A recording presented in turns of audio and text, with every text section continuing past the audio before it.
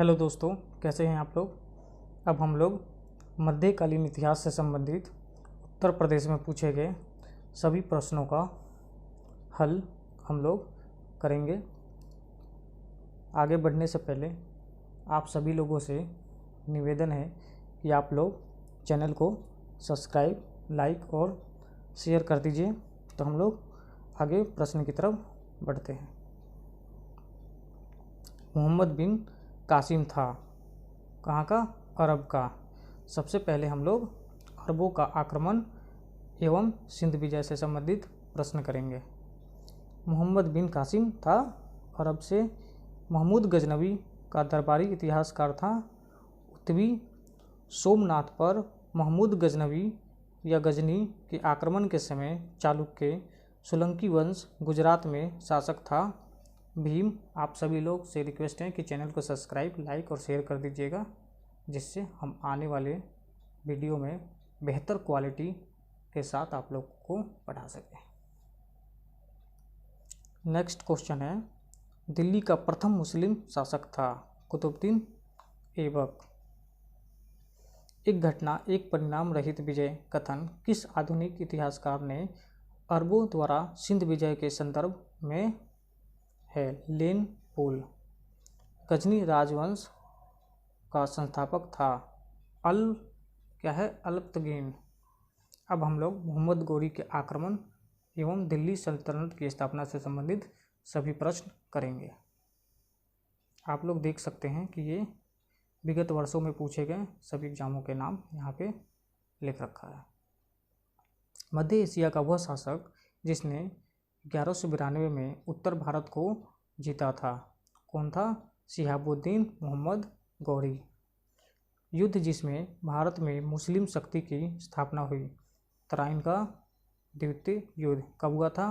प्रथम 1191 और द्वितीय 1192।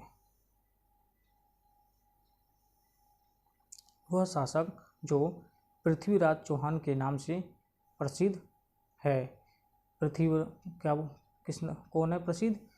पृथ्वीराज तृतीय और राज तृतीय, इसको अंतिम हिंदू शासक भी कहते हैं। भारतीय गौरव यश का अंतिम सूर्य किसके लिए प्रयुक्त हुआ? पृथ्वीराज। मोहम्मद गौरी का वह दास जिसने बंगाल एवं बिहार पर विजय प्राप्त की, किसने?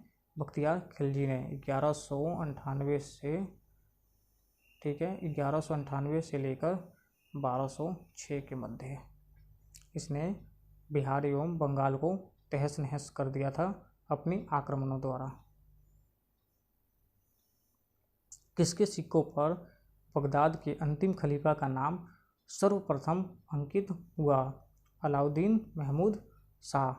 भारतीय इतिहास में सल्तनत काल के नाम से जाने जाने वाला काल है 1206 से 1526 ईस्वी।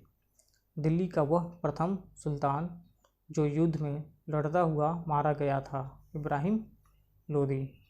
कब मारा गया था? पानीपत के प्रथम युद्ध में।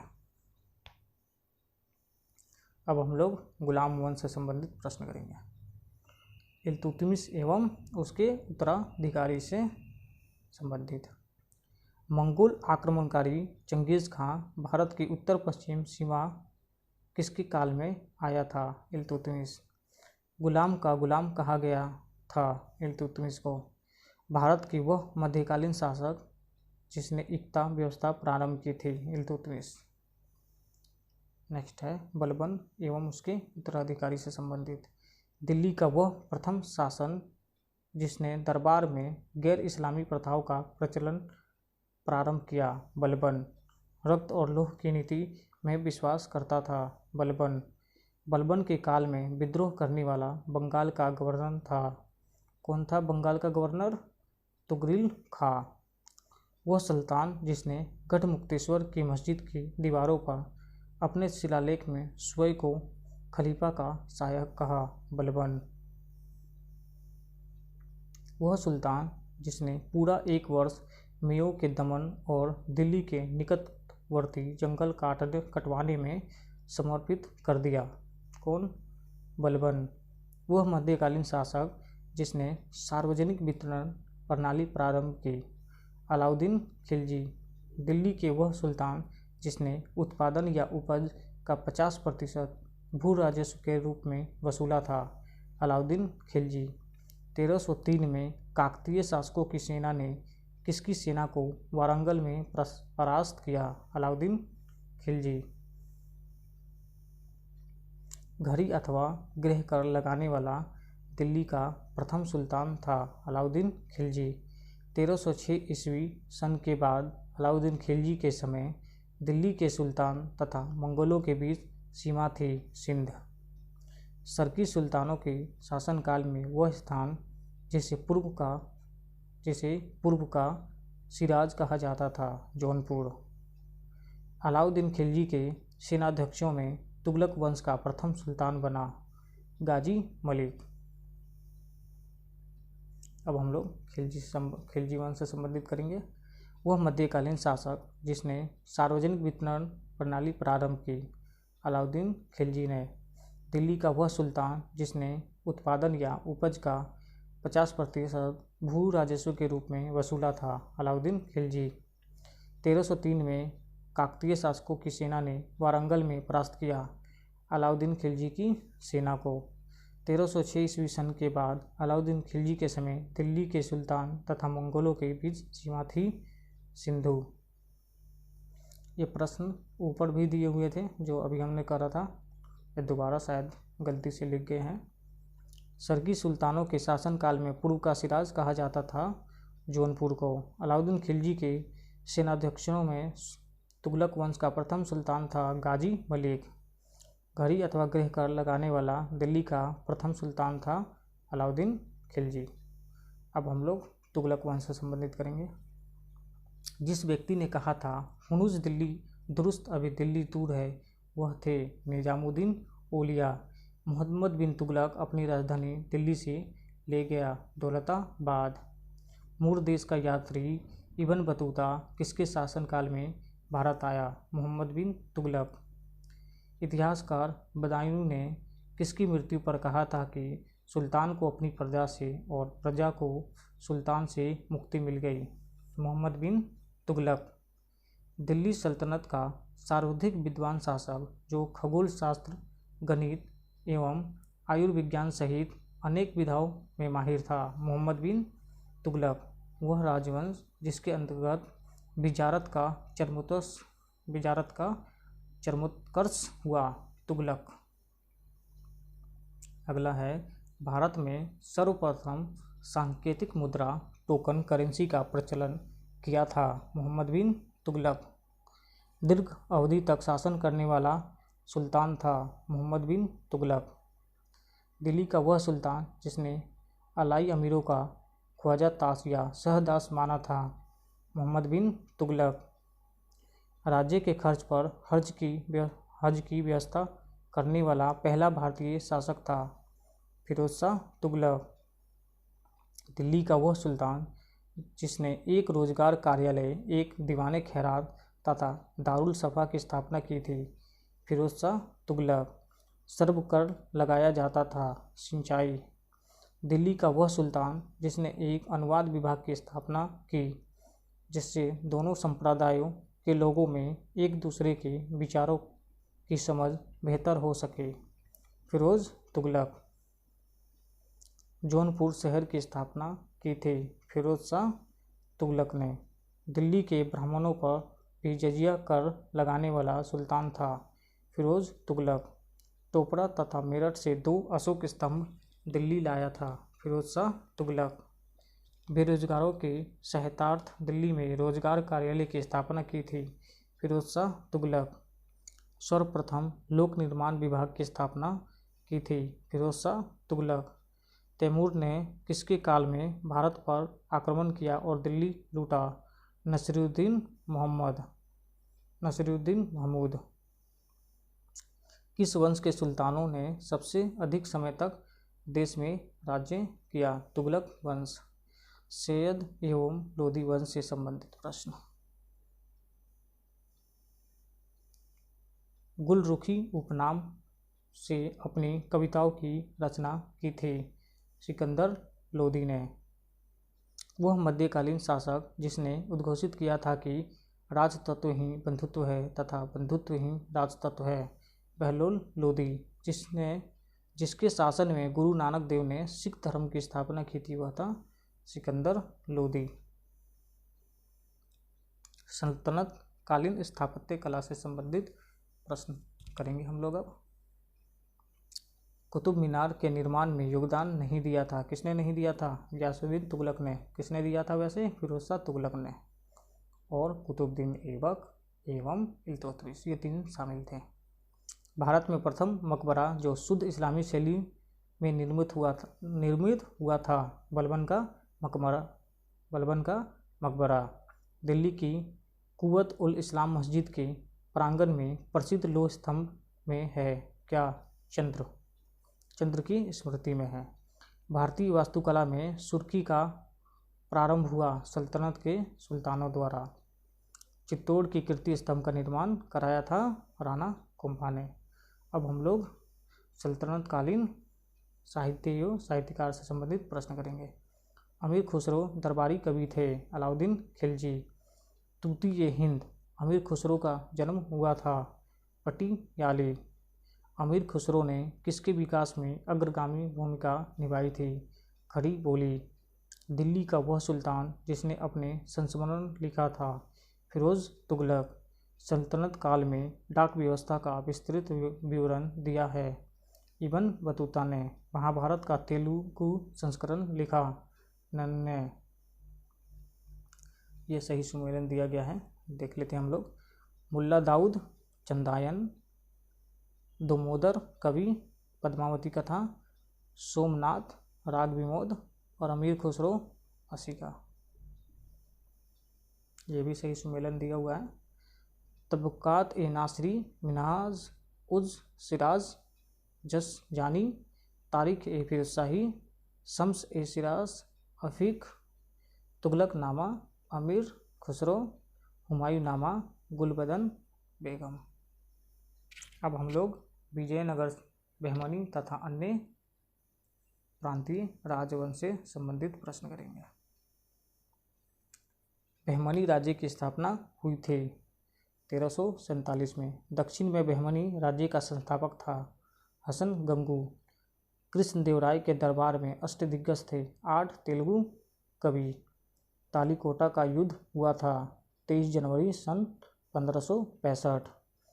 अब्दुल रज्जाक विजयनगर आया था देवराय सेकंड के राज्य काल में।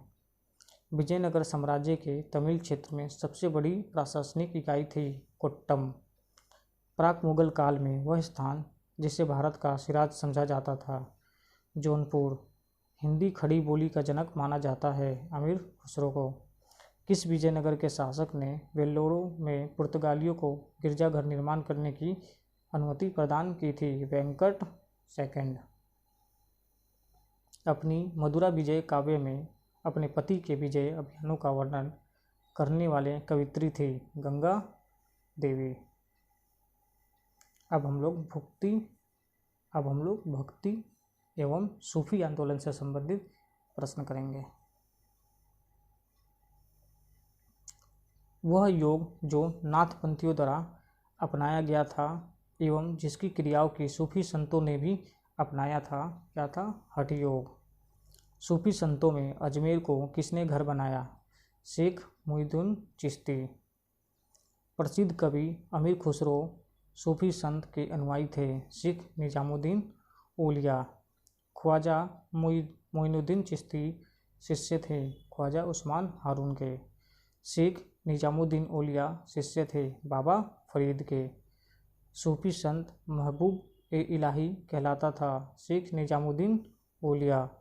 वह सूफी संत जिसके विचारों को सिखों के धर्म ग्रंथ आदि ग्रंथ में संकलित किया गया है फरीदुद्दीन गजे शकर।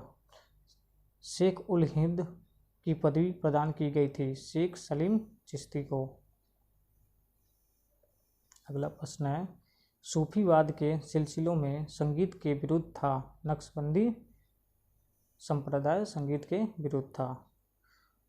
सूफियों में कृष्ण को औलिया के रूप में मानता है शाह मोहम्मद गौस। कबीर शिष्य थे रामानंद के। मीराबाई समकालीन थी चैतन्य महाप्रभु के। किस भक्ति संत के शिष्यों के प्रयास से वृंदावन एक तीर्थ स्थल हो गया? चैतन्य। गुरु नानक का जन्म स्थल था तलवड़ी ननकाना, जो अब पाकिस्तान में है। हुजरू साहब का गुरुद्वारा किसकी याद में बना था? गुरु गोविंद सिंह। कोई व्यक्ति किसी व्यक्ति से उसका धर्म, संप्रदाय या जाति ना पूछो, यह कथन है रामानंद के। पुष्टि मार्ग के दर्शन का प्रारंभ किया था वल्लभाचार्य ने। सुप्रसिद्ध मध्यकालीन संत शंकरदेव संबंधित थे वैष्णव संप्रदाय से। वारकरी संप्रदाय का संत थे नामदेव। भक्ति आंदोलन को प्रारंभ किया गया था अलवर संतों द्वारा। भक्ति संस्कृति को भारत में पुनर्जन्म हुआ, या भक्ति संस्कृति का भारत में पुनर्जन्म कब हुआ था? 15वीं और 16वीं शताब्दी ईस्वी में। इस्लाम से प्रभावित भक्ति आंदोलन के नायक थे नामदेव। मलुक दास एक संत कवि थे कड़ा के। अब हम लोग सल्तनत काल का विविध क्वेश्चन जो है वो करेंगे। वास्को डी गामा भारत आया था 1498 ईस्वी। संगीत यंत्र तबला एक प्राचीन संगीत यंत्र तबला जो है का प्रचलन किसने किया था? अमीर खुसरो ने। चंगेज़ खां का मूल नाम था तेमुजीन। भारत में पोलो खेल का प्रचलन किया तुर्कों ने। पैगंबर हजरत मोहम्मद का जन्म हुआ था 570 ईस्वी। सल्तनत काल के अधिकांश अमीर एवं सुल्तान किस वर्ग के थे? तुर्क। सल्तनत काल में भूमि को नापने के लिए शब्द का प्रयोग होता था मसाहत। सल्तनत काल में सैन्य विभाग के अध्यक्ष को कहा जाता था आरिश मुमालिक। अब हम लोग बाबर का आक्रमण एवं मुगल वंश की स्थापना से संबंधित प्रश्न करेंगे। वह युद्ध जिसमें एक पक्ष द्वारा प्रथम बार तोपों का उपयोग किया गया था, पानीपत का प्रथम युद्ध। बाबर ने सर्वप्रथम बादशाह की पदवी धारण की थी काबुल में। मेवाड़ के जिस राजा को 1527 में खानवा के युद्ध में बाबर ने हराया था वह था राणा सांगा। बाबर को सर ए पुल के युद्ध में पराजित किया था सैबिन खां ने। अब हम लोग हुमायूं से एवं शेरशाह से संबंधित प्रश्न करेंगे। शेरशाह के अंतर्गत तांबे के दाम और चांदी के रुपया का विनिमय दर थी 64:1। मध्यकालीन भारतीय शासक जिसने पट्टा एवं कबूलियत की व्यवस्था प्रारंभ की थी शेरशाह। शेरशाह की सूरी की मृत्यु हुई थी कालिंजर में। मध्ययुगीन शासकों में उच्च शिक्षित शासक था शेरशाह।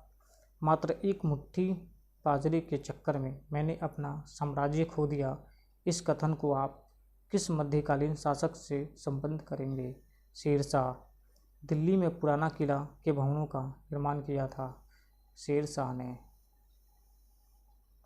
अब हम लोग अकबर से संबंधित प्रश्न करेंगे।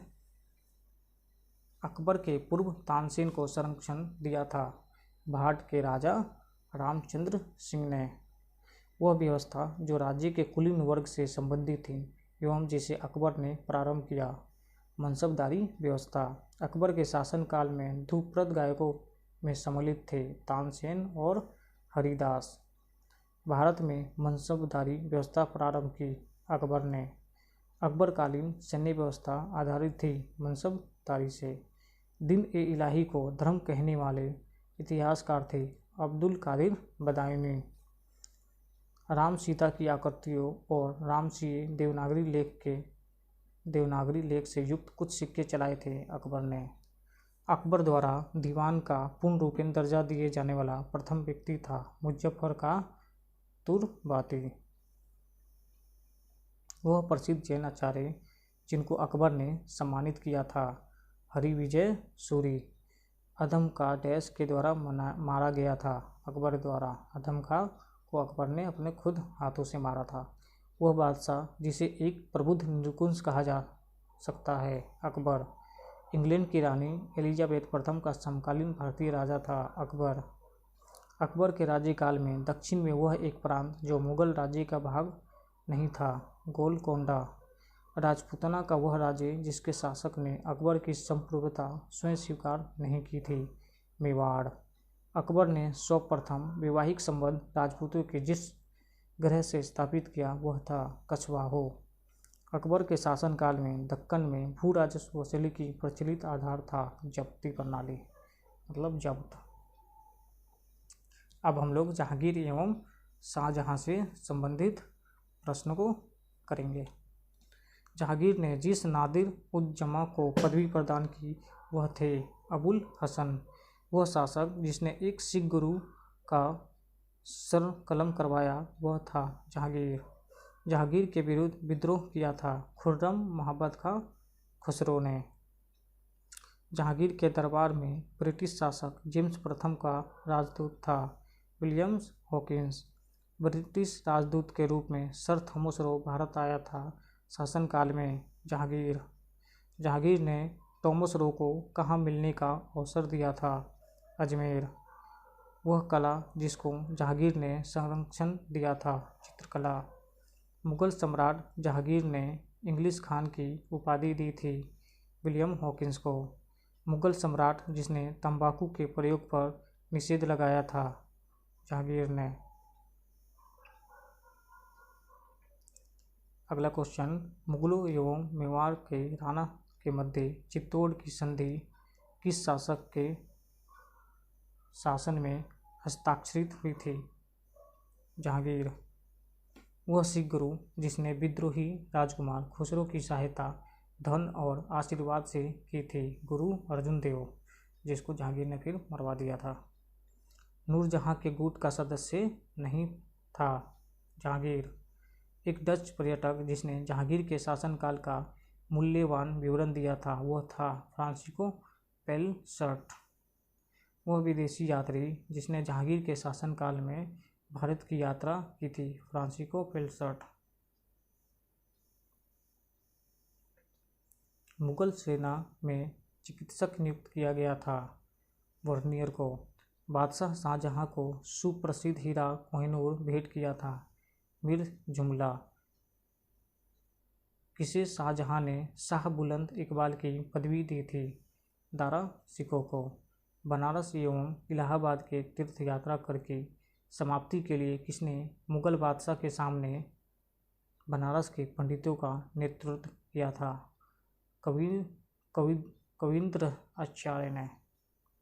वह सम्राट जिसने अपनी राजधानी आगरा से दिल्ली स्थानांतरित की थी, शाहजहां ने। अब हम लोग अकबर से संबंधित क्वेश्चन कर लिया, हुमायूं से संबंधित क्वेश्चन कर लिया, जहांगीर से संबंधित क्वेश्चन कर लिया। अब हम लोग औरंगजेब से संबंधित प्रश्न को करेंगे। जिंदा पीर के नाम से जाना जाता था औरंगजेब। दारा सिकों को जिस स्थान पर दफनाया गया था वह है दिल्ली। मुगल सेना में सबसे अधिक राजपूत एवं मराठा सेनापति को रखा था औरंगजेब ने। शाहजहां के शासनकाल में अधिकांश समय तक दक्कन का गवर्नर रहा औरंगजेब। अपनी विजय को लिपिबद्ध करने के लिए किस हिंदू को औरंगजेब ने ढूंढ निकाला था, ईश्वरदास नागर। मुगल सम्राट औरंगजेब वाद्य यंत्र बजाते थे, वीणा। वह मुगल बादशाह जिसको 2 बार सिंहासनरोहण हुआ, औरंगजेब ने दक्षिण में जिन 2 राज्यों का विजित किया था वो थे बीजापुर एवं गोलकुंडा। संत रामदास को किसके शासनकाल से संबंधित किया जाता है, औरंगजेब ने किसको साहिबात उज जमानी की उपाधि प्रदान की, जहां आरा। जजिया जिसके शासनकाल में पुनः लगाया गया था, औरंगजेब के शासनकाल में जाटों ने किसके मकबरे को क्षतिग्रस्त किया था, अकबर। उत्तरवर्ती मुगल से संबंधित प्रश्न को अब हम लोग करेंगे। मुगल काल में राजा बनाने वाले थे हुसैन अली और अब्दुल्ला। मुगल सम्राट द्वारा नियुक्त बंगाल का अंतिम गवर्नर था मुर्शिद कुली खां। वह मुगल बादशाह जिसको साहिब बेखबर कहा जाता था। बहादुर शाह वह बादशाह जिसके शासनकाल में हिजड़ों तथा महिलाओं के एक वर्ग का प्रभुत्व था। अहमद शाह अवध का प्रथम नवाब था। सआदत खां औरंगजेब की 1707 ईस्वी में मृत्यु होने के बाद सत्ता संभाली थी बहादुर शाह प्रथम ने। अब हम लोग मुगल कालीन स्थापत्य एवं कला से संबंधित प्रश्न को करेंगे। दिल्ली में पुराना किला के सामने खैरुल मंजिल नामक मस्जिद का निर्माण कराया था माहम अनगा ने। बुलंद दरवाज़ा बनवाया गया था अकबर द्वारा। जहांगीर चित्रकार थे अबुल हसन आका रिजा, मतलब जहांगीरी चित्रकार थे, मतलब जहांगीर के समय में ये लोग चित्रकार थे। जहांगीर के दरबार में पक्षियों का सबसे बड़ा चित्रकार था मंसूर। चित्रकला की मुगल शैली को प्रारंभ किया था हुमायूं ने। वह मुगल शासक जिसने लाला कलवांत से हिंदू संगीत की शिक्षा ली थी अकबर ने।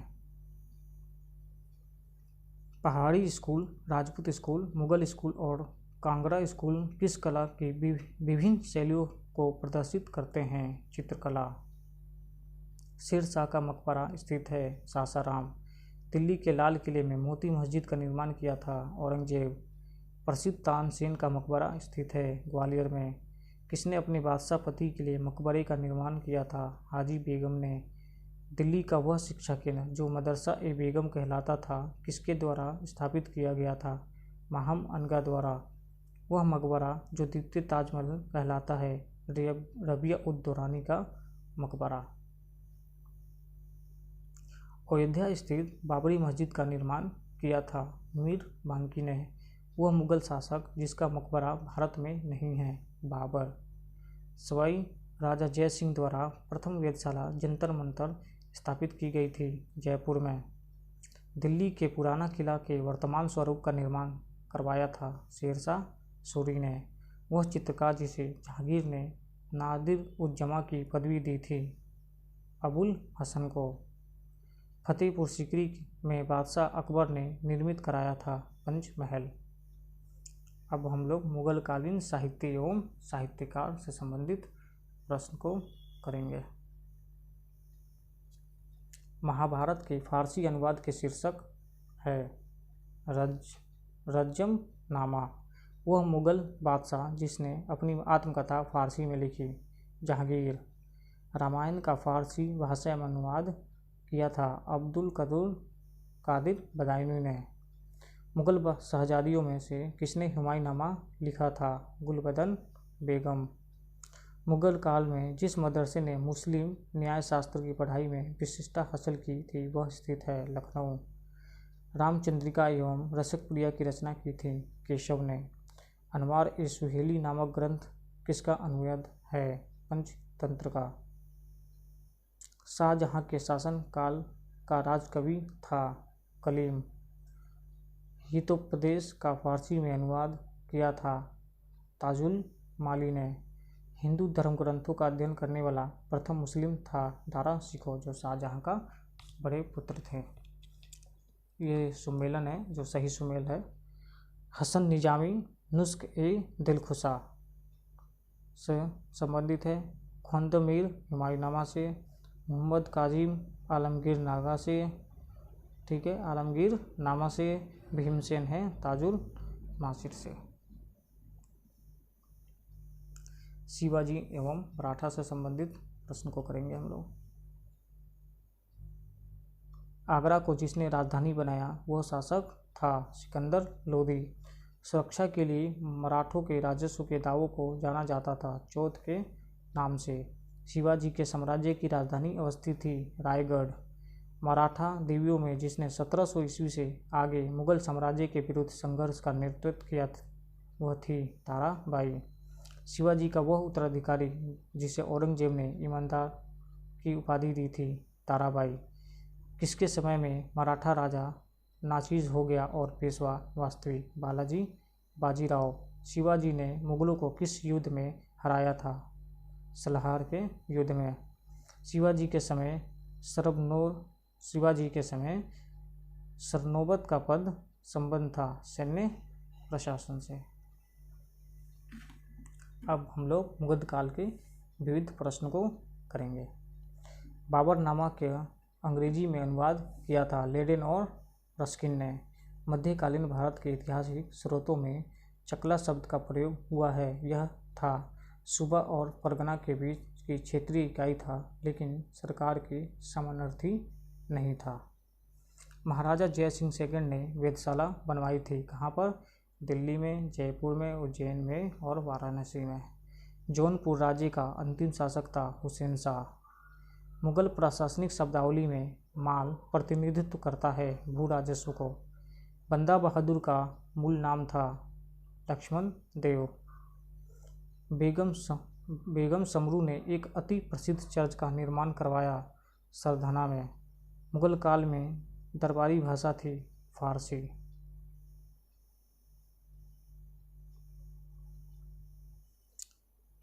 रूहेला सरदार अहमद शाह अब्दाली का विश्वास पात्र था।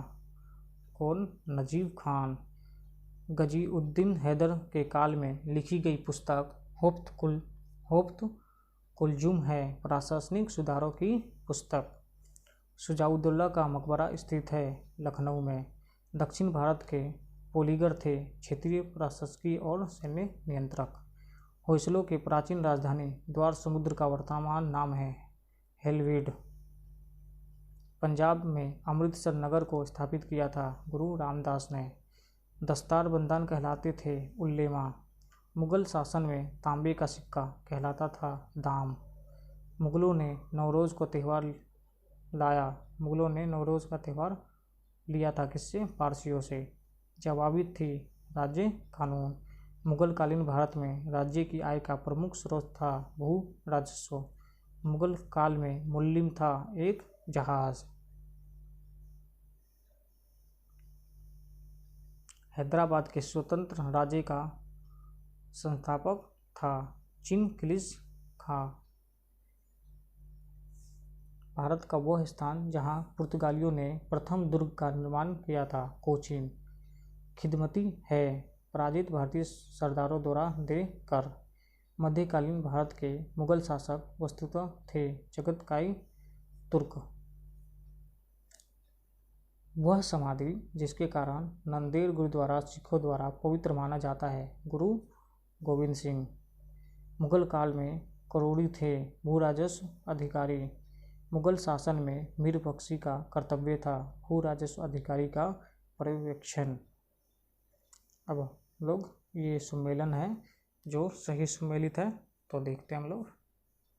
बिलग्राम का युद्ध हुआ था 26 जून 1539 को।